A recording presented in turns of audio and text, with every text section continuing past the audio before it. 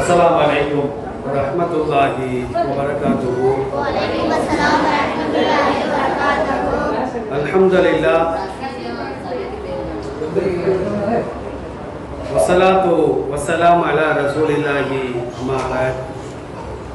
கணியத்திற்குரிய எல்லாம் அல்ல அல்லாஹ்வின் நல்லடியார்களே, பாசத்திற்குரிய இஸ்லாமிய பெரியோர்களே, தாய்மார்களே, மிகுந்த மரியாதைக்குரிய இஸ்லாமிய மார்க்க அறிஞர் பெருமக்களே, இறையில்ல நிர்வாக பெருமக்களே, அல்லாஹ்வுடைய மாபெரும் கிருபையினால் சங்கையான ஷாபான் மாதத்தில் ரமலான் மாதத்தை எதிர்நோக்கி சங்கையான ஒரு சபையில் அல்லாஹ் நம்மையெல்லாம் ஒன்று சேர்த்து வைத்ததை போன்று மறுமை நாள் ஆக்கிரத்தில் நபிகள் நாயகம் ஸல்லல்லாஹு அலைஹி வஸல்லம் அவர்களோடு ஜன்னத்துல் ஃபிர்தௌஸில் அமரக்கூடிய பாக்கியத்தை எனக்கும் உங்களுக்கும் நம் குடும்பத்தாருக்கும் வருங்கால நம்முடைய சந்ததிகளுக்கும் காலம் சென்ற நம்முடைய முன்னோர்களுக்கும் அல்லாஹ் ரப்பல் ஆலமீன் முழுமையாக தந்தல் புரிவானாக. ஆமீன். கணியத்திற்குரிய அல்லாஹ்வின் நல்லடியார்களே, ரமலான் சம்பந்தமான செய்திகளை இந்த நேரத்திலே நாம் அறிந்து கொள்வது நம் மீது கடமை. நபிகள் நாயகம் ஸல்லல்லாஹு அலைஹி வஸல்லம் அவர்கள் கூறினார்கள், தலபுல் இல்மி ஃபரீலத்துன் அலா குல்லி முஸ்லிமின். கல்வியை கற்றுக்கொள்வது ஒவ்வொரு முஸ்லிமான ஆண்கள் மீதும் பெண்கள் மீதும் கட்டாய கடமை என்று சொன்னார்கள். கல்வி என்று சொன்னால் அந்த நேரத்தில் நமக்கு எந்த கல்வி தேவைப்படுகிறதோ அதை கற்றுக்கொள்வது நம் மீது கடமை. இப்ப நான் ஒரு வாரத்தில் ரமலான் வரப்போகிறது. இப்ப ரமலான் சம்பந்தமான கல்வியை நாம் கற்றுக்கொள்ள வேண்டும். நோன்பு யாருக்கெல்லாம் கடமை? நோன்பு யாருக்கெல்லாம் கடமை இல்லை? நோன்புல நம்ம என்னெல்லாம் செய்யலாம், எதெல்லாம் செய்வது கூடாது போன்ற அந்த செய்திகளை கற்றுக்கொள்வது நம் மீது கடமை என்ற காரணத்தினால் நெல்லை மாநகர புறநகர ஜமாஅத்துல் உலமா சபையின் சார்பாக இது போன்ற கூட்டங்கள் பரவலாக நடைபெற்று வருகிறது. அருமையான தாய்மார்களே, ஆண்களை பொறுத்த மட்டிலும் ஜும்மால வந்து இந்த செய்திகளை கேட்கிறாங்க. ஆனா பெண்களுக்கு அதை கேட்க வேண்டிய ஒரு நிலைமை இல்லாத காரணத்தினால் பெண்களுக்கு இந்த செய்திகளை எடுத்து சொல்ல வேண்டும் என்பதற்காகத்தான் இந்த கூட்டத்தை இந்த மஹல்லா நிர்வாகிகள் ஏற்பாடு செய்திருக்கிறார்கள். கவனமாக கேளுங்கள். அல்லாஹ் ரப்பல் ஆலமீன் திருக்குர்ஆன்ல 2வது அத்தியாயம் 183வது வசனத்திலே சொல்லி காட்டுகின்றார், யா அய்யுஹல்லதீன ஆமனு குதிப அலைக்குமுஸ் ஸியாமு கமா குதிப அலல்லதீன மின் கப்லிக்கும் லஅல்லக்கும் தத்தகூன். உங்களுக்கு முன்னால் வாழ்ந்து சென்ற சமுதாயத்தவர்களுக்கு நோன்பு கடமையாக்கப்பட்டதை போன்றே உங்கள் மீதும் நோன்பு கடமையாக்கப்பட்டது. நமக்கு முன்னால் வாழ்ந்து சென்றவர்கள் யார்? கிறிஸ்தவர்கள், நசராணிகள், யூதர்கள். அவர்களுக்கும் நோன்பு கடமைதான்.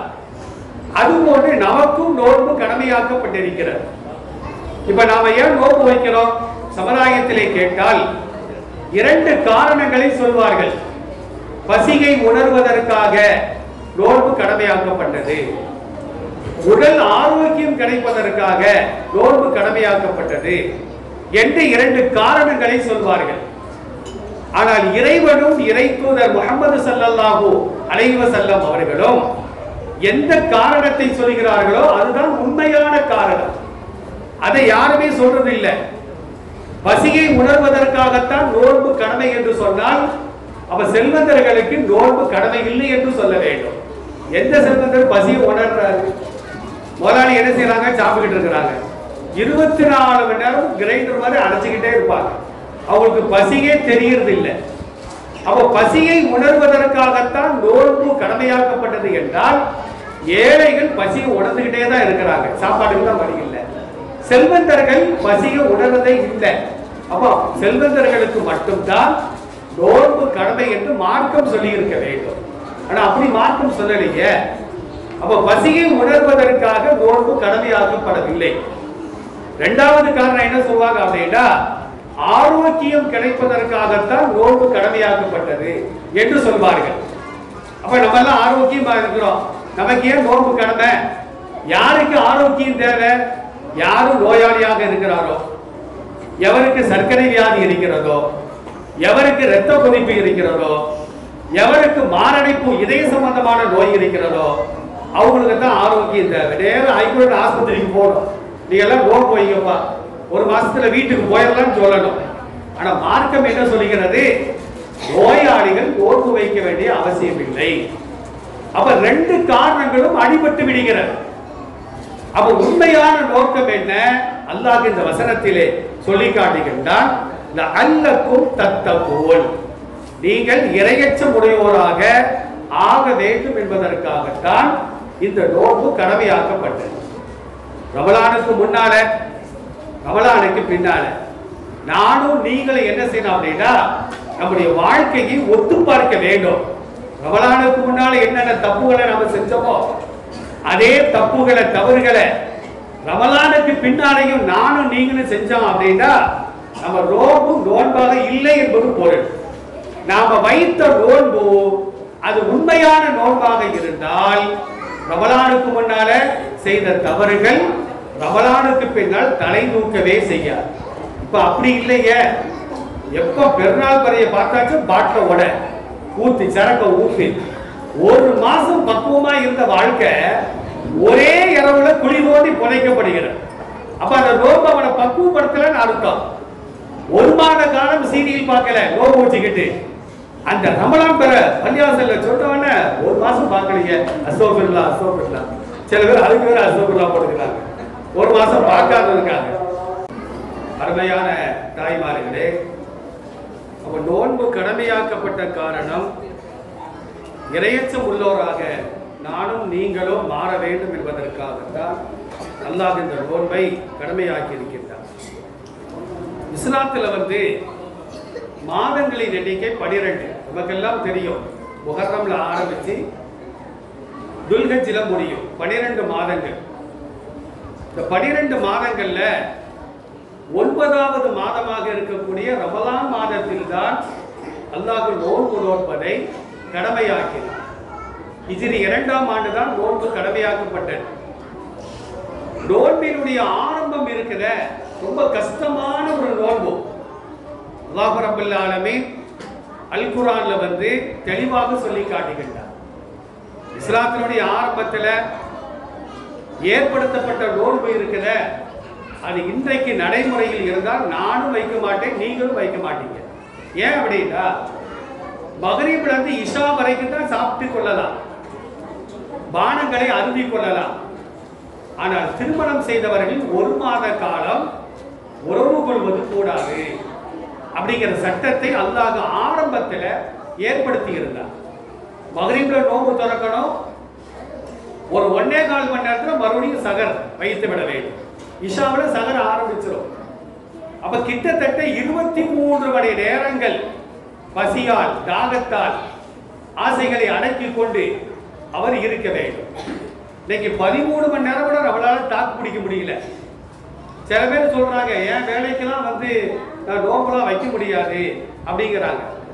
என்னங்க வேலை செய்றீங்க? வீட்டில் சும்மா தான் இருக்கேன்.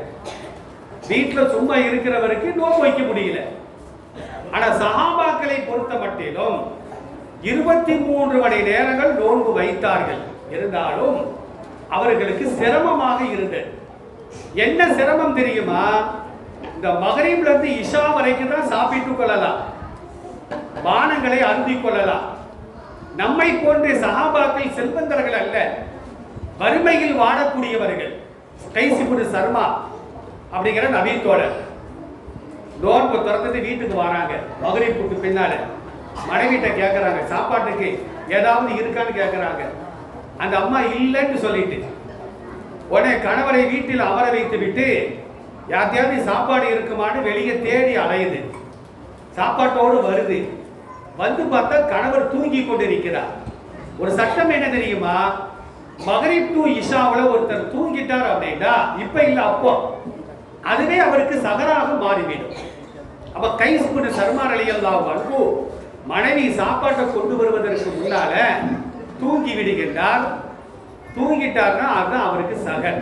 மறுநாளும் பட்டினி நோக்கும். மயங்கி விழுகின்றார். இந்த செய்தி ரசூலுல்லாஹ்வுக்கு செல்கிறது. சஹாபாக்கள் போய் முறையிடுறாங்க, யார சொல்லலாம், எங்களால நோன்பு வைக்க முடியல, ஒரு மாத காலம் மனைவியை ஆசையோடு கூட பார்க்க கூடாது என்று அல்லாஹ் சொல்லி இருக்கின்றான், எங்களால கட்டுப்படுத்த முடியல அப்படின்னு சொன்ன உடனே நபி ஸல்லல்லாஹு அலைஹி வஸல்லம் அல்லாஹ்ட்ட முறையிடுறாங்க. அப்பதான் அல்லாஹ் ரப்பல் ஆலமீன் திருக்குர்ஆன்ல 2வது அத்தியாயம் 187வது வசனத்தை இறக்கி வைக்கின்றான். உஹில்ல லக்கும் லைலத்த சியாமி அர்ரஃபஸு இலா நிசாயிக்கும். ரமலானுடைய காலகட்டங்கள்ல பகல் நேரத்துல தான் கணவன் மனைவி உறவு கூடாது.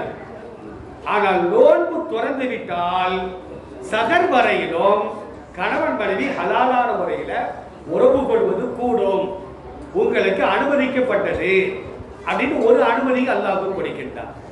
அந்த ஆயத்தில் தொடர்ந்து அல்லாஹ் சொல்லுகின்றான், குலு வஷ்ரபு, நீங்கள் சாப்பிடுங்கள், பானங்களை அருந்துங்கள், ஹத்தா யத்தபய்யன லக்குமுல் ஹைத்துல் அஸ்வது மினல் ஹைத்தில் அஸ்வதி மினல் ஃபஜ்ரி. அதாவது இரவிலிருந்து பகல் வெளியாகின்ற வரையிலும், அதாவது ஃபஜ்ர் வரையிலும், ஃபஜ்ருக்கு முன்னால் வரையிலும், மகரிப்ல நோன்பு திறந்ததிலிருந்து ஃபஜ்ர் வரையிலும் சாப்பிட்டுக் கொள்ளுங்கள், குடித்துக் கொள்ளுங்கள். அந்த சகருடைய நேரத்தை அல்லாஹ் நீட்டித்து கொடுக்கின்றார். முதல்ல மகரிப்ல இருந்து இஷா வரைக்கும் தான் சாப்பிடலாம். ஆனா இப்போ நோன்பு திறந்ததுல இருந்து ஃபஜ்ர் உதயமாகின்ற வரையிலும், ஃபஜ்ர் பாங்கு சொல்லிடக்கூடாது, ஃபஜ்ருக்கு முன்னால் வரையிலும் சாப்பிட்டுக் கொள்ளலாம், பானங்களை அருந்திக் கொள்ளலாம், உறவு வைத்துக் கொள்ளலாம் என்று அல்லாஹ் இந்த வசனத்தின் மூலமாக நமக்கு ஒரு சட்டத்தை ஏற்படுத்தினான் என்பதையும் நாம் எண்ணி பார்க்க கடமைப்பட்டிருக்கின்றோம். அருமையான தாய்மார்களே, இப்போ 13 மணி நேரம் தான் நம்ம நோன்பு வைக்கிறோம். அந்த 13 மணி நேரம் சாப்பிடுவது கூடாது, பானங்களை அருந்துவது கூடாது, கணவன் மனைவி உறவு கொள்வது கூடாது. நோன்பு திறந்துட்டோம் அப்படின்னா சகர் வரையிலும் எல்லாமே கூடும். சில பேர் பார்த்தா அப்படின்னா நோன்பு திறந்த பின்னால காலையில நாஸ்டா சாப்பிடல, அதுக்கு ஒரு சாப்பாடு, மதியம் சாப்பிடல, அதுக்கு ஒரு சாப்பாடு, அப்புறமா கஞ்சி, வடை, சம்சா, என்னென்ன போடணுமோ அது எல்லாத்தையும் போடுறது. இரவு உறக்கம் எப்படி செய்ய முடியும்? சிந்தித்து பார்க்க வேண்டும். அல்லாஹ் திருமறையில அதே சூரத்தில் பக்கரால சொல்றான், ஃபமன்கான மின்கும் மரீலன் அவ் அலா சஃபரின் ஃபஇத்தத்தும் மின் ஐயாமின் உகர். ரமலானுடைய காலத்தை யாரெல்லாம் அடைகிறார்களோ அவர்கள் முஸ்லிம்களாக இருந்தால் ஒரு சர்த்தை, ஒரு நிபந்தனை. இரண்டாவது, பருவ வயதை அடைந்திருந்தால். பருவ வயதை அடையாத சிறுவர்களுக்கோ சிறுமிகளுக்கோ நோன்பு கடமை இல்லை. முஸ்லீம் அல்லாதவர்களுக்கும் நோன்பு கடமை இல்லை. ஆனா நீங்க சகோதர சமுதாயத்தை சார்ந்தவர்கள் பல பேர் முஸ்லீம்களோடு நோன்பு வைக்கிறாங்க, அது வரவேற்கத்தக்க காரியம். ஆனா அவங்களுக்கு மறுமையில நன்மை கிடையாது. ஏன்னா வமை எபுத்தகை கைரல் இஸ்லாமி தீனன் கலை உத்துபல மீன்கு அல்லாஹ் திருமறையிலே திட்டவட்டமாக கூறுகின்றார், இஸ்லாம் அல்லாத மார்க்கத்தை யார் தன்னுடைய மார்க்கமாக அமைத்துக் கொண்டாரோ அவர் என்ன நல்லறங்களை செய்தாலோ அது ஏற்றுக்கொள்ளப்பட மாட்டாது. நாம சதகா செய்தால், நோன்பு வைத்தால், தொழுதால், ஹஜ்ஜி செய்தால், உம்ரா செய்தால், நாம வணக்கங்களை அல்லாஹ் ஏற்றுக்கொள்வதாக இருந்தால் அதுக்கு ஈமான் அடிப்படை தேவை. அப்ப முஸ்லீமாக இருக்க வேண்டும், பருவ வயதை அடைந்திருக்க வேண்டும். மூன்றாவது என்ன அப்படின்னா புத்தி சுவாதீனம் உள்ளவராக இருக்க வேண்டும். புத்தி சுவாதீனம் இல்லாத, மூளை வளர்ச்சி இல்லாத அவர்களுக்கு நோன்பு கடமையா? நோன்பு கடமை இல்லை. அடுத்து பெருமானார் ஸல்லல்லாஹு அலைஹி வஸல்லம் அவர்களுக்கு அல்லாஹ் ஒரு சலுகையை வழங்குகின்றான். ரமலானுடைய காலத்துல ஒருத்தருக்கு நோய் வந்து விட்டால், பிரயாணம் செய்ய வேண்டிய சூழ்நிலை ஏற்பட்டால் அவர் தற்காலிகமாக நோன்பை விடலாம். தற்காலிகமாக நோன்பை விட்டுவிட்டு ரமலான் அல்லாத மற்ற காலங்கள்ல அவர் எத்துணை நோன்புகளை விட்டாரோ அதை அவர் கலா செய்ய வேண்டும். கலானா என்ன அர்த்தம்? உரிய நேரம் அல்லாத நேரத்தில், இப்ப இஷா தொழுகாமல் தூங்கி விட்டோம், ஃபஜ்ர்ல தான் ஞாபகம் வருது, ஃபஜ்ர்ல நாம என்ன செய்யலாம் அப்படின்னா ஃபஜ்ர் தொழுது விட்டு இஷாவை கலா செய்ய வேண்டும். கலா அப்படின்றாலே உரிய நேரம் அல்லாத நேரத்தில் நிறைவேற்றுதல். அதானா என்ன அர்த்தம்? இஷாவை இஷா நேரத்தில் நிறைவேற்றுதல், உரிய நேரத்தில் நிறைவேற்றுதல். அப்ப நோயாளிகளும் பயணம் செய்யக்கூடியவர்களும் நோன்பை விடுவதற்கு அனுமதிக்கப்பட்டவர்கள் என்று அல்லாஹ் ரப்பல் ஆலமீன் இந்த வசனத்திலே சொல்லி காட்டுகின்றார். இப்ப நோய்னா எப்படிப்பட்ட நோய்? நோய் வந்து ரெண்டு வகை. ஒண்ணு ஒண்ணு என்ன அப்படின்னா தற்காலிக நோய், இரண்டாவது நிரந்தரமான நோய். தற்காலிக நோய்னா என்ன? ரமலானுடைய காலகட்டத்தில் திடீர்னு காய்ச்சல் வந்துருது, அல்லது காலரா வியாதி வந்து விடுகிறது, வயிற்று வலி வந்து விடுகிறது, ரொம்ப நமக்கு கிறக்கமாக இருக்கிறது, பலவீனமாக இருக்கிறது, இவரால் நோன்பு வைக்க முடியாது. நோன்பு வைத்தால் நோய் அதிகமாகும், இல்லை என்றால் மௌத்து ஏற்பட்டுவிடும். இந்த மாதிரி நிலைமை வந்தால் அவர் நோன்பை விடலாம். ஆனா எத்துணை நோன்பை விடுகிறாரோ ஃபஇத்தத்தும் மின் அய்யாமின் உஹர். இந்த பையனை சுகர் ஏதோ தூக்கி போட்டுட்டு இருக்கிறார். ஏன்னா ஒரு கூட்டத்துல பேச்சாளர் மேல செருப்பு தூக்கி எரிஞ்சிட்டானா ஒருத்தன். அவர் அசராம பேசி இருக்கிறார். கூட்டத்தில் உள்ளவங்க கேட்டாங்களா, என்னங்க செருப்பு தூக்கி எரிஞ்சிருக்கான பேசாம இருக்கல, இல்ல வலது செருப்பா வருது இடது செருப்பு வரப்ப எங்க பார்க்கட்டாரு. அந்த மாதிரி யாரும் செருப்பு தூக்கி எரிஞ்சிருக்க எரிய மாட்டாங்க. பயமா இருக்குல்ல, சின்ன பையன் கல்லையில தூக்கி எரிஞ்சிருவான். எங்களுக்குள்ள எரியாது. அதற்கு உறுதி உத்தரவாதம் கொடுத்துட்டா நீங்க பக்கத்துல உட்காந்துக்குங்க. அருமையான தாய்மார்களே, அப்போ நோய் என்பது ரெண்டு வகை. தற்காலிக நோய் ரகாத்திரமா தான் இருப்பாங்க, ஆனா திடீர்னு காய்ச்சல் வந்துடும். மருத்துவர் சொல்வார், நீங்க பட்டி கிடக்கக்கூடாது, 3 நேரம் மாத்திரை போடணும். அவன் நோய் வச்சுக்கிட்டு மாத்திரை போட முடியாது, நோன்பை விட்டு விடலாம். ரெண்டாவது நோய், அது மாதிரி தற்காலிக நோயில வந்து பெண்களுக்கு மாதத்தீட்டு ஏற்பட்டு விட்டால் நோன்பை விட்டு விட வேண்டும். ஹைலோட மாதவிடாயோடு தொழுவதும் கூடாது, நோன்பு நோற்பது கூடாது, காபத்துல்லாவை தவாஃப் செய்வது கூடாது, குர்ஆனை தொடுவதும் கூடாது. இன்னைக்கு நவீன காலத்து பெண்கள் என்ன செய்யறாங்க அப்படின்னா, ரமலான் மாதத்துல எல்லா நோன்புகளையும் வைக்க வேண்டும் என்பதற்காக அந்த மாதவிடாய் வராமல் இருப்பதற்கு சில மாத்திரைகளை போடுறாங்க. இன்னைக்கு மருத்துவம் அதையும் கண்டுபிடித்திருக்கிறது. அப்படி போடலாமா? இவங்க அல்லாஹ்வுக்கே பாடம் நடத்துறாங்க, ரசூலுக்கும் பாடம் நடத்துகிறார்கள். மார்க்கத்தில் அனுமதியே கிடையாது. மனித உடல்ல இருந்து ஆணாக இருக்கட்டும் பெண்ணாக இருக்கட்டும், ஒரு கழிவு வெளியாகவில்லை என்றால் அதற்குத்தான் நம்ம மாத்திரையை போட வேண்டுமே தவிர, வெளியாகக்கூடிய கழிவை தடுத்து நிறுத்துவதற்காக மாத்திரைகளை நாம் போடுவது கூடாது. அது ஞாபகத்தில் வைத்துக் கொள்ள வேண்டும். அல்லாஹ் தந்த சலுகை. மாதவிடாய் ஏற்பட்டு விட்டதா, ஆயிஷா ரலியல்லாஹு அன்ஹா சொல்வாங்க, எங்களுக்கு பெருமானார் ஸல்லல்லாஹு அலைஹி வஸல்லம் சொல்வார்கள், உனக்கு தீட்டு ஏற்பட்டு விட்டால் நீ தொழுவது கூடாது, நோன்பு வைப்பது கூடாது, காபத்துல்லாவை தவாஃப் செய்வது கூடாது என்றெல்லாம் பெருமானார் எங்களுக்கு சொல்வார்கள். ஆனால் ரமலான்ல விடுபட்ட நோன்பை மட்டும் கலா செய்ய சொல்வார்கள். ஒரு பெண்ணுக்கு 5 நாட்கள் வருகிறது, 5 நோன்பு விடுவிட்டுட்டா ரமலான் அல்லாத மற்ற காலங்கள்ல அந்த நோன்பை கலா செய்யுமாறு சொல்வார்கள். ஆனா 5 நாளைக்கு 25 வக்து தொழுகை நமக்கு விடுபட்டது. ஆனா அந்த 25 வக்து தொழுகையை கலா செய்ய வேண்டிய அவசியம் இல்லை, கலா செய்வதும் கூடாது. பெருமானார் அதை நமக்கு கற்றுத்தரவில்லை. ஆயிஷா ரலியல்லாஹு அன்ஹா சொல்வாங்க, போன ரமலான்ல எனக்கு ஏற்பட்ட கலா நோன்பை வந்து இந்த ஷாபான் மாதத்தில், இப்ப நம்ம இருக்கிறவ இது 8வது மாதம், இந்த ஷாபான் மாதத்தில் தான் நாங்கள் கலா செய்வோம். அப்ப சஹாபாக்கள் கேட்டாங்க, அன்னை அவர்களே, ரமலான் மாதம் முடிச்சு 10 மாதம் ஆகுது, அந்த 10 மாதங்கள்ல நீங்க கலா செய்யாம இந்த ஷாபான் மாதத்தில் ஏன் கலா செய்கிறீர்கள்? ஏன் முஹர்ரம் மாதத்துல கலா செஞ்சிருக்கலாம், சஃபர்ல செஞ்சிருக்கலாம், ரபீஉல் அவ்வல்ல செஞ்சிருக்கலாம், அப்பம்லாம் செய்யாம இப்ப செய்றீங்களேன்னு கேட்டதற்கு ஆயிஷா ரலியல்லாஹு அன்ஹா சொல்றாங்க, நாங்கள் பெருமானார் ஸல்லல்லாஹு அலைஹி வஸல்லம் அவர்களுக்கு தாவா பணிக்கு செல்லும் பொழுது நாங்கள் உறுதுணையாக இருப்போம், அதனால எங்களால் நோன்பு வைக்க முடியாது. ஆனா ஷாபான் மாதத்துல ரமலான் அல்லாத மற்ற மாதங்களில் ஷாபான் மாதத்தில் பெருமானார் அதிகமாக நோன்பு வைப்பார்கள். இந்த மாசத்துல அவர்களோடு சேர்ந்து நாங்களும் கலா நோன்பை வைத்து விடுவோம் என்று ஆயிஷா ரலியல்லாஹு அன்ஹா சொல்லி காட்டுவார். நீங்க சமுதாயத்துல நம்மளால நோன்பு வைக்கிறது பெரிய குதிரை கொம்பா இருக்குது. இல்ல கலா நோம்பை எப்படி வைக்க போறாங்க? பெரும்பாலான பெண்கள் அந்த கலா நோம்பை வைக்கிறதே இல்லை. தயவு செய்து இந்த சபையில யாராவது இருப்பார்களே ஆனால் அந்த கலா நோம்பை கட்டாயமாக வைக்க வேண்டும். எப்படி நம்ம கடன் வாங்கி திருப்பி கடனை கொடுப்பது கடமையோ அது போன்றுதான் அல்லாஹ்வுக்குள்ள கடமை. நாம் அல்லாஹ்ட்ட வந்து கலாவாக பெற்றிருக்கிறோம் நோன்பை. அந்த கலாவை கட்டாயமாக செய்ய வேண்டும். அப்போ தற்காலிக நோயாளி நோன்பை விடுவதற்கு அனுமதி. அதே நேரத்தில் பால் ஊட்டக்கூடிய தாய்மார்கள் 2 வருஷம் பால் ஊட்டணும் அப்படின்னு அல்லாஹ் குர்ஆன்ல சொல்றான். வல் வாலிதாத்து யுர்தின அவுலாதஹுன்ன ஹவுலைனி காமிலைனி லிமன் அராத ஐயுத்திமர் அல்லாஹ்.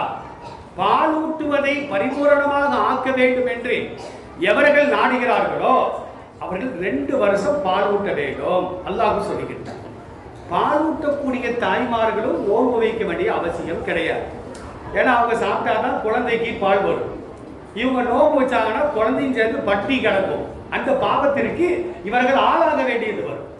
எனவே பாலூட்டும் தாய்மார்களுக்கும் ரசூலுல்லாஹ் அனுமதி கொடுக்கிறாங்க. சஹீஹான ஹதீஸ்கள்ல பதிவு செய்யப்படுகிறது. கர்ப்பிணிகள் இருக்கிறாங்களே அவர்கள் மருத்துவர்கள் சொன்னால் நீங்க நோன்பு வைக்கலாம், இல்ல நோன்பு வச்சா நீர் சத்து குறைஞ்சிரும் அப்படின்னு சொன்னாங்கன்னா அவங்களும் நோன்பை விடுவதற்கு அனுமதி இருக்கிறது.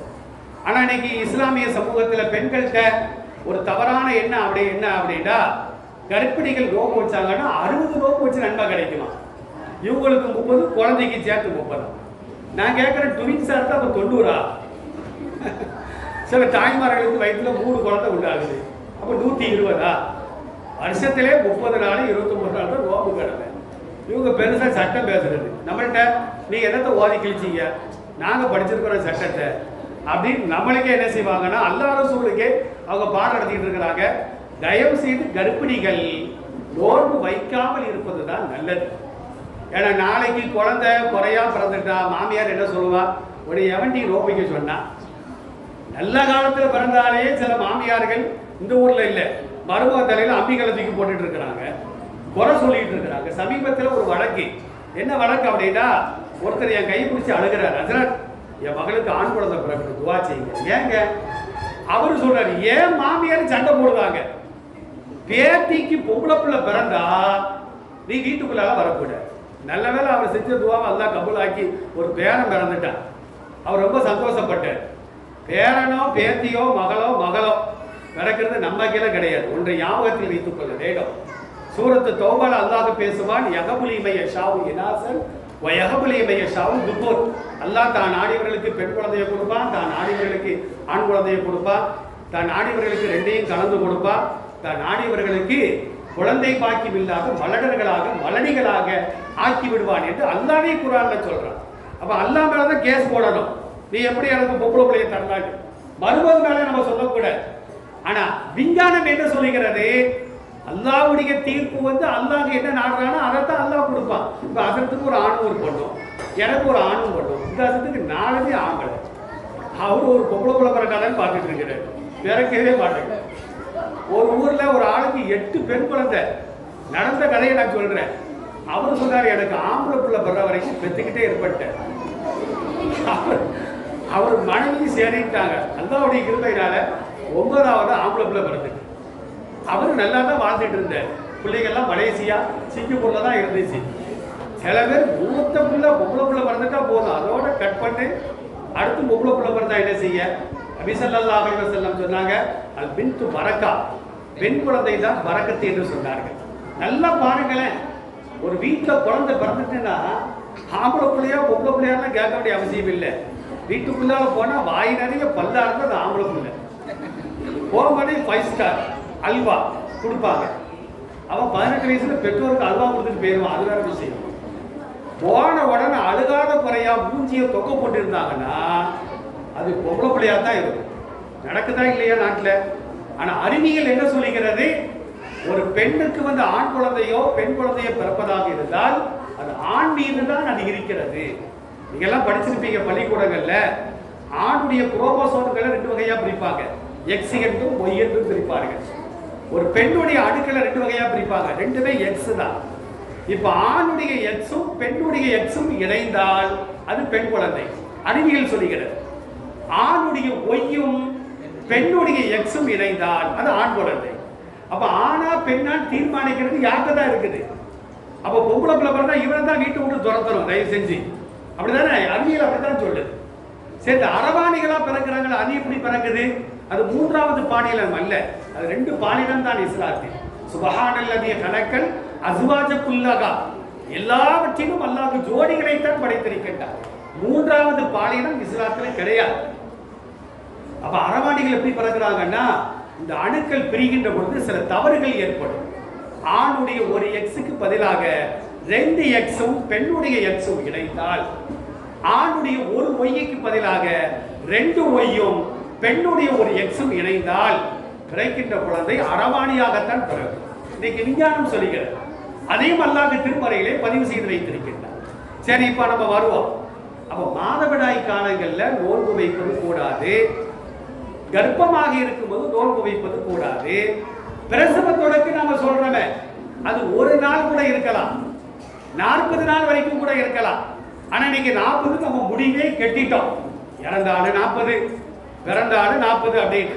ஆனால் ஒரு நாள்ல கூட பிரசவ தொடக்கு என்பது நிற்பதற்கு வாய்ப்புகள் இருக்கிறது.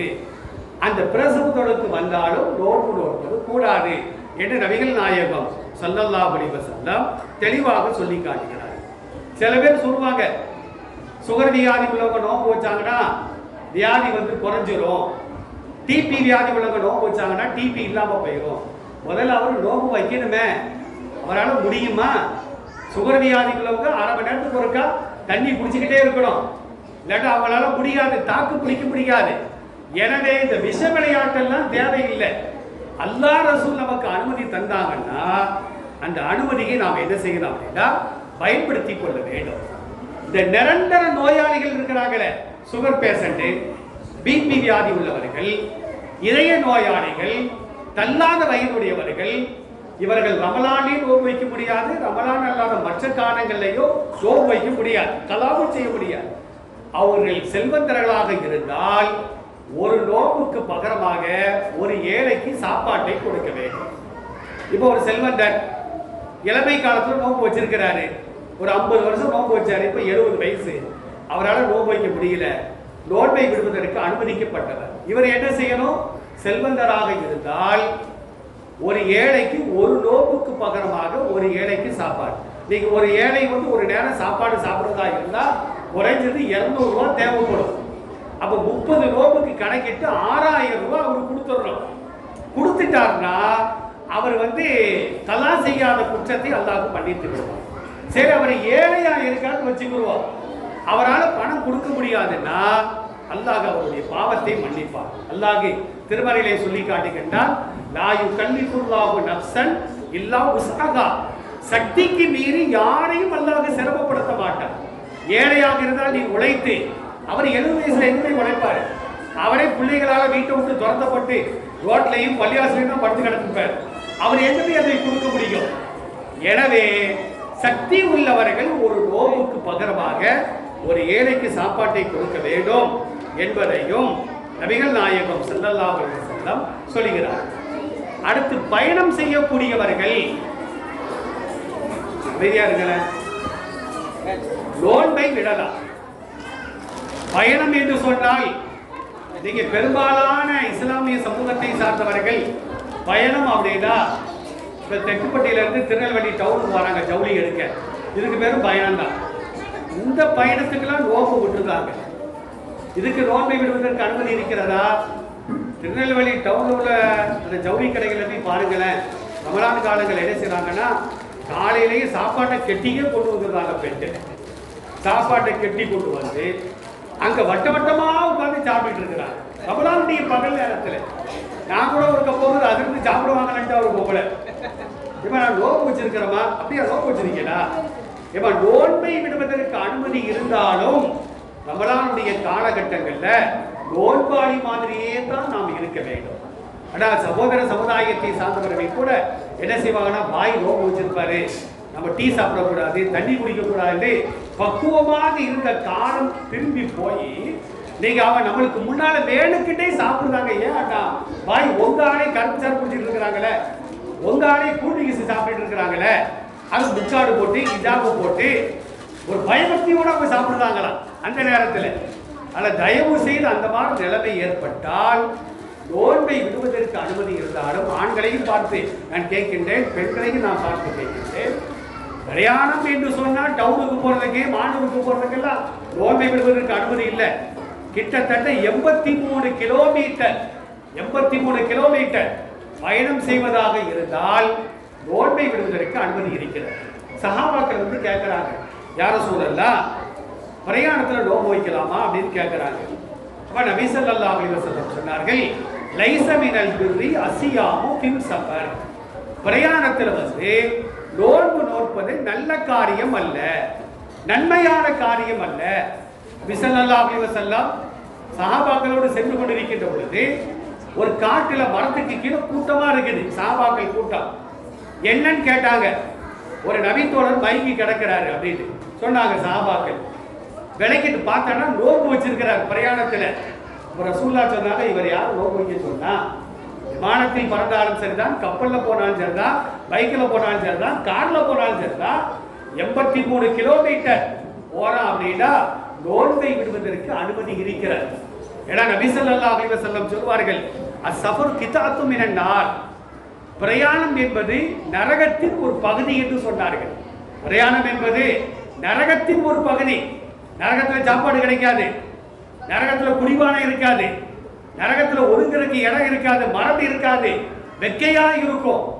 ஒருத்தர் நோம்பு வச்சுட்டு ஏசி காரில் தான் போறாரு, நடு காட்டில் போகும்போது பஞ்சர் ஆகிட்டுன்னு வச்சுக்கிடுவோம். இப்போ என்ன செய்வாரு? சண்டான நோம்பு வச்சேன், நோம்பு தான் திட்டுவாங்க. நம்ம தான் எல்லாத்தையும் திட்டிக்கிட்டு இருக்கிறவன், நோம்பு வச்சதுனால தான் இந்த வேணை அப்படின்னு நோன்பை திட்டுவார். எனவே எந்த வாகனத்தில் நாம் பயணம் செய்தாலும் நோன்பை நோற்பதை விட நோன்பை விடுவதுதான் சிறந்தது என்று நபிகள் நாயகம் ஸல்லல்லாஹு அலைஹி வஸல்லம் சொல்லி காட்டுவார்கள். அருமையான தாய்மார்களே, நோன்பு வைத்துக் கொண்டு பல் தேய்க்கலாமா, தேய்ப்பது கூடாது. இது ஒரு பெரிய பிரச்சனை. சில பேர் பல்லே தேய்க்கிறது இல்லை, ரமலான் மாதம் முழுவதுமே. கேட்டா நோன்பு வச்சிருக்கிறேன். சமீபத்தில் ஒரு செய்தியை பாருங்க, நடந்த செய்தி. ஒரு அம்மா வந்து ஜமாத்துல வந்து முறையிட்டு இருக்குது, என் புருஷனை தலா கூட சொல்லுங்க, இனிய இல்லைன்னா நீங்க விட்டுருக்க. ஜமாத்து தலைவர் எப்படிமா அடுத்தவங்களுடைய தலா கூட முடியும்? ஏமா தலா கூட சொல்ற? அந்த ஆள் ராத்திரிலாம் பிடிச்சிட்டு வரான், கப்பு தாங்க முடியல அப்படியா அப்படின்னு உட்கார வச்சுட்டு அவரை கூட்டு விசாரிச்சிருக்கிறாங்க. ஏன் நீ ராத்திரிலாம் பிடிச்சிட்டு வரேன்னு அவரு சொல்லியிருக்கிறாரு, என் மனைவி பல்லே தேய்க்க மாட்டேங்கிறான், ஒரே வாடை, அந்த வாடை என்னால் தாங்க முடியல, அதான் நான் ஜரம் குத்திட்டு வரேன்டாராம். கடைசியில் 2 வரையும் இவர் எந்தம்மா பல் தேய்க்க வச்சு அவரை குடிக்காதன்னு சொல்லி 2 வரையும் சேர்த்து வச்சிருக்கிறார். ரமலான்ல வந்து பல் தேய்க்கலாமானா தாராளமா தேய்க்கலாம். நபிகள் நாயகம் ஸல்லல்லாஹு அலைஹி வஸல்லம் அவர்களை பற்றி அஹ்மதில் ஒரு ஹதீஸ் வருகிறது, யசுப்பு அலா ரஸிஹி அல் மாஅ வ ஹுவ சாயிமுன். நபி ஸல்லல்லாஹு அலைஹி வஸல்லம் என்ன செய்வாங்கன்னா, நோன்பு வைத்த நிலையில குளிப்பார்கள். சில பேர் குளிக்கவும் மாட்டேங்கிறாங்க ரமலான்ல, அது வேற நடந்துகிட்டு இருக்குது. கேட்டா நோன்பு வச்சிருக்கிறேன், முடியெல்லாம் சட விழுந்து, சில பேருக்கு பட்டு சூத்தையாய், அந்த மாதிரி ஒரு நிலைமை. தாராளமா குளிக்கலாம், ஃபால்ஸ்ல போய் குளிக்கலாம், ஆத்துல குளிக்கலாம், வாய்க்கால குளிக்கலாம், தண்ணி உள்ள போயிருங்க. ஏன் நள்ளியில குளிச்சா கூட சில பேருக்கு உள்ள போயிருந்த. கொஞ்சம் பக்குவமாக இருந்து கொள்ள வேண்டும், மார்க்கம் அதைத்தான் சொல்லுகிறது. ரசூலுல்லாஹ் பாருங்க, யசுப்பு அலா ரஸிஹி அல் மாஅ வ ஹுவ சாயிமுன். நோன்பு வைத்த நிலையில் தலையிலே தண்ணீரை ஊற்றுவார், வாயில ஊற்றிடக்கூடாது, தலையில ஊற்றுவாங்க ரசூலுல்லாஹ். ஏன் அப்படின்னா, மினல் அதஷி அவ் மினல் ஹர்ரி, தாகத்தின் காரணத்தினால் தலையில தண்ணி ஊற்றினா கொஞ்சம் குளிர்ச்சியா இருக்கும், தாகம் கட்டுப்படும். அவ்வாறு பயங்கரமான வெக்கையாக இருக்கிறது, கொஞ்சம் குளிச்சா கொஞ்சம் குளிர்ச்சியாக இருக்கும் என்பதற்காக தண்ணீரை ஊற்றுவார்கள். இன்னொரு ஹதீஸ்ல பாருங்க, புகாரில 1930வது ஹதீஸாக பதிவு செய்யப்படுகிறது. நபி ஸல்லல்லாஹு அலைஹி வஸல்லம் நோன்பு வைத்துக் கொண்டு பகலிலும் நோன்பு துறக்கும் நேரத்திலும் பல் தேய்ப்பார்கள். நோன்பு வச்சுக்கிட்டு சகர்ல இல்ல, சகர்லையும் தேய்ப்பாங்க. ரசூலுல்லாஹ்வுடைய ஒரு சுன்னத் என்ன தெரியுமா? இந்த மாதிரி கூட்டத்துக்கு நாம வாரோம், வீட்டுக்கு போகும்போது நாம என்ன செய்யணும்? ரசூலுல்லாஹ் முதல்ல பல் தேய்ச்சிட்டு தான் ஆயிஷாட்ட பேசுவாங்க, மனைவிமார்கிட்ட பேசுவாங்க. ஏன்னா வெளியே போயிட்டு வரும் பொழுது வாயில சில துர்வாடைகள் வரலாம், அந்த வாடையோடு மனைவிட்ட நம்ம பேசணும் அப்படின்னா முகச்சுளிப்புகள் ஏற்படும், சண்டைகள் ஏற்படும். அதனால ரசூலுல்லாஹ் என்ன செய்வாங்கன்னா வீட்டுக்கு போனவன பல் தேய்ப்பாங்க. ரமலானுடைய காலகட்டங்கள்ல பகலின் ஆரம்பத்திலும் நோன்பு துறக்கும் பொழுதும் பல் தேய்ப்பார்கள். மிஸ்வாக்கை வைத்து பல் தேய்ப்பார்கள். நீங்க பல்பொடி வச்சு தேய்க்க கூடாதுன்னு சில பேர் இனிப்பா இருக்கிறது, தண்ணி கூட இனிப்பா தான் இருக்குது. இங்க உள்ள தண்ணி உப்பா இருக்குது, எங்க பகுதியில் இனிப்பாக இருக்கிறது. அது என்ன உள்ளையா போகுது, வாயிலெல்லாம் கொப்பளிச்சிட வேண்டியதா. அந்த மாதிரி மிஸ்வாக்கை வச்சு தேய்ச்சாலும் அதற்கும் ருசி இருக்கத்தான் செய்கிறது.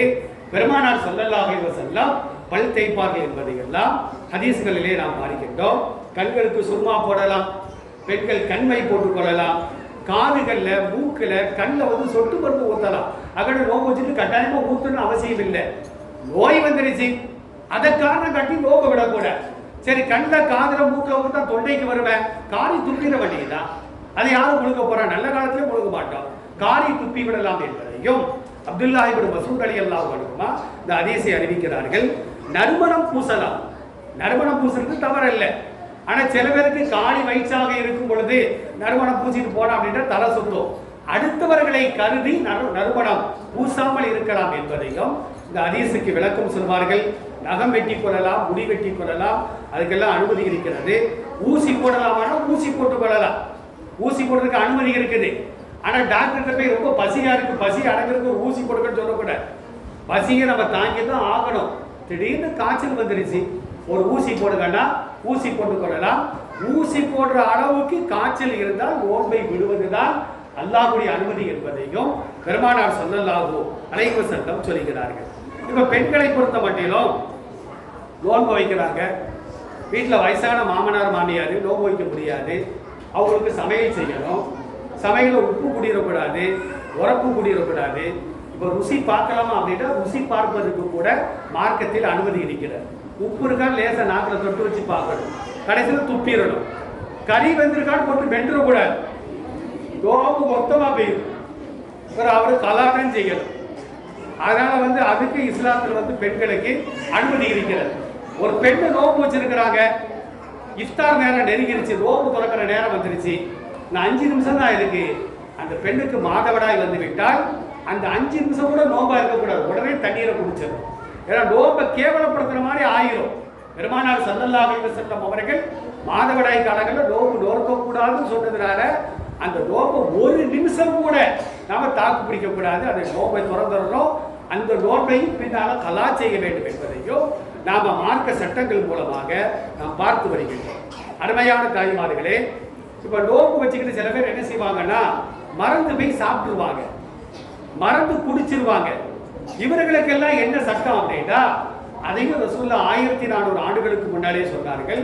பைஹகிங்கிற நூல்ல இந்த ஹதீஸ் தெளிவான ஹதீஸாக பதிவு செய்யப்படுகிறது.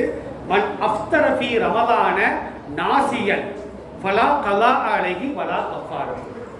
மறந்த நிலையில் ஒருவர் சாப்பிட்டு விட்டால், குடித்து விட்டால், ஏன் மனைவியோடு உறவே கொண்டுட்டார், அதுக்கு பிறகுதான் ஞாபகம் வருது, அதை நோம்புலனா வச்சிருக்கிறோம் அப்படின்னு ஞாபகம் வந்தால் உடனடியாக அதை நிறுத்தி கொள்ள வேண்டும்.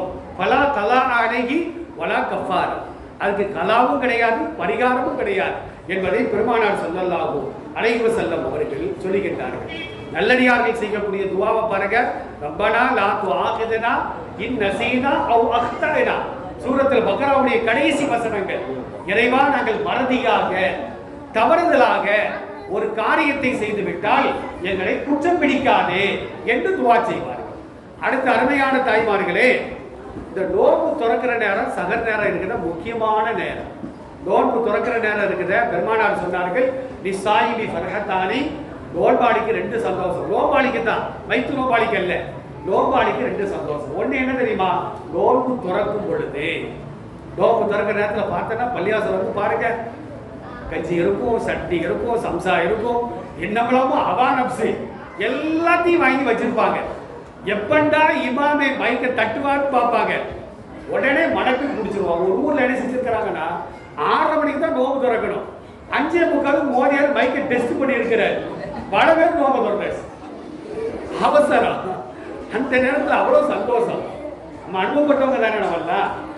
அப்போ நிசாயிவி பருகத்தாடி நோம்பு திறக்கிற நேரம் ரெண்டாவது என்ன அப்படின்னா நோன்பாளிகள் மறுமையில் அல்லாஹ்வை சந்திப்பாங்களே, அப்ப ஏற்படக்கூடிய சந்தோஷத்திற்கு அளவே கிடையாது என்று பெருமானார் அவர்கள் சொன்னார்கள். நோன்பு துறக்கிற நேரத்துல நாம செய்யக்கூடிய பிரார்த்தனை இருக்குல்ல, அதை அல்லாஹ் கபூல் செய்வான். பெரும்பாலான வீடுகள்ல தயவு செய்து ஆம்பளைகள்லாம் பள்ளியாசலுக்கு அனுப்பிடுங்க. வீட்டுல இருந்து அங்க போர் தான் நடக்கும், உகது போர் நடக்கும், பதில் போர் நடக்கும், சண்டையா தான் இருக்கும். தயவு செய்து பெண்களே கணவன்மார்களையும் பிள்ளைகளையும் பள்ளிவாசலுக்கு அனுப்பிடுங்க. அங்க வந்து இருந்து சண்டை போடட்டும். வீட்டுல வந்து நீங்க என்ன செய்யணும் அப்படின்னா, நோன்பு துறக்கிற நேரத்துல ஒருவோடு அமர்ந்து கொண்டு அல்லாஹ்ட்ட துஆ செய்யுங்க. யா அல்லாஹ், எங்க பிள்ளைகளுக்கு நல்ல புத்தியை கொடு, எங்க பிள்ளைகளுக்கு நல்ல சந்ததிகளை கொடு, நல்ல கணவன் மனைவியை கொடு, நல்ல ஆரோக்கியத்தை கொடு என்று நாம் துஆ செய்ய வேண்டும். ரெண்டாவது என்ன அப்படின்னா, சகருடைய நேரம். சகர் நேரத்திலேயே நாம என்ன செய்யணும் அப்படின்னா, இஸ்திக்பார் செய்ய வேண்டும், குர்ஆனை ஓத வேண்டும், திக்ர்கள் செய்ய வேண்டும், துஆக்கள் செய்ய வேண்டும், நஃபிலான தொழுகைகளை நாம் தொழுக வேண்டும். ஆனா சமீப காலமாக பார்த்தோம் அப்படின்னா சகர் நேரங்களில் எல்லா வீட்லயும் டிவி ஓடிக்கிட்டே தான் இருக்குது. ஆன்மிசாக்கள் பயானை கேட்போம், கடைசியில் பார்த்தா பயானை கட்டி இல்லாத குழப்பம். ஒருத்தர் கூடும்பாரு, ஒருத்தர் கூடாதும்பாரு, ஒருத்தர் செய்யலாம் பாரு, ஒருத்தர் செய்யக்கூடாதும்பாரு. என்னத்துக்கு இந்த ஆன்மிசாக்கள் பயானை கேட்க? பேசாம திரைப்பட பாடலை போட்டு விடு. பொன்னான நேரங்கள் பாவமாக கழிக்கக்கூடிய ஒரு காட்சியை நம்ம பார்க்கிறோம். சகர் நேரம் முக்கியமான நேரம்.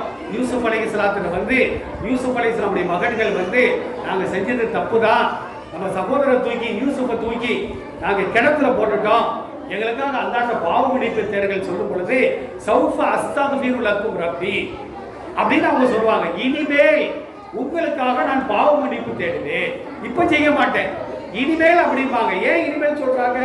சகர் நேரத்துல நான் துஆ செய்வேன், உங்களுக்காக பாவ மன்னிப்பு தேடுவேன் அப்படின்ட்டு யூசுப் அலைஹிஸ்ஸலாம் சொல்லக்கூடிய வார்த்தையை அல்லாஹ் ரப்பல் ஆலமீன் அல் குர்ஆன்ல சொல்லி காட்டுகின்றார். அந்த ரமலானுடைய காலத்துல வந்து நம்ம அதிகமான அமல்கள் செய்ய வேண்டும். இந்த மாசத்துல நம்ம செய்யக்கூடிய அமலுக்கு அல்லாஹ்வே கூலி தருகிறார். இன்னொரு ஹதீஸ்ல அல்லாஹ்வே கூலியாக வருகிறார் என்று பெருமானார் ஸல்லல்லாஹு அலைஹி வஸல்லம் சொல்கிறார்கள். எல்லாம் வல்ல இறைவன் நாம் எதை பேசினோமோ, எதை நாம் கேட்டோமோ அதை நம்முடைய வாழ்க்கையில் கொண்டு வந்து வராதவர்களுக்கும் எடுத்து சொல்லக்கூடிய தாயிகளாக அனைவரையும் அல்லாஹ் ஆக்கியல் புரிவானாக. அஸ்ஸலாமு அலைக்கும்.